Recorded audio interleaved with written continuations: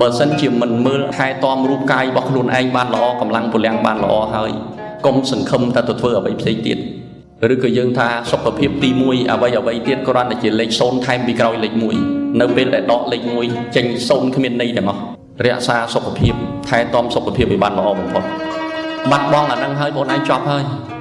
អត់មានអីទៀតទេហើយយើងមើលទៅអ្នកដឹកនាំដែលពូកែអាយុវែងណាស់កុំឲ្យបរាជ័យលើសុខភាពនេះទី1